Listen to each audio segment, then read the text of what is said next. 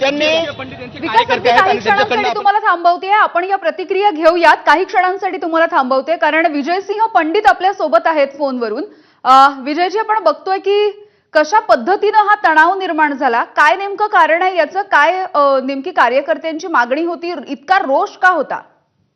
नाही, हे बघा, हे जे काय आहे, हे जे काय हाके फाके कोण आहे, हे फक्त आणि फक्त समाजामध्ये तेढ निर्माण करण्याचा ह्यांचं कुटील कारस्थान त्या ठिकाणी मागच्या 4 दिवसापासून बीड जिल्ह्यामध्ये येऊन यांचं चालू होतं.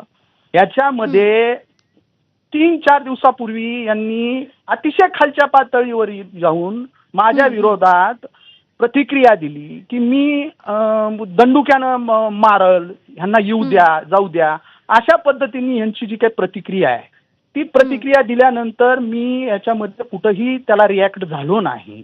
पण परत तेच चितवणीखोर वक्तव्य करायचे. हे आता आमचे जे काही समर्थक आहेत, माझे सहकारी आहेत, यांची ही रिॲक्शन आहे, त्यांची ती प्रतिक्रिया आहे, क्रियेवर प्रतिक्रिया आहे. आणि हे कशामुळे असं काय कारण आहे? ते बॅनर लावले कुणी माझ्या समर्थकांनी, तिथं जर का त्या भागामध्ये बॅनर लावले असतील जरांगे पाटलांच्या आंदोलनाच्या संदर्भात, तर त्याच्यामध्ये समाजामध्ये तेढ निर्माण व्हायचा काय प्रश्न आहे? नाही, हीच अपेक्षा आहे खरं तर. कोणीच समाजामध्ये तेढ निर्माण करायचा प्रयत्न करू नये आणि सगळ्यांनीच खरं तर संयम बाळगण्याची गरज आहे. धन्यवाद, तुम्ही बोललात यासाठी.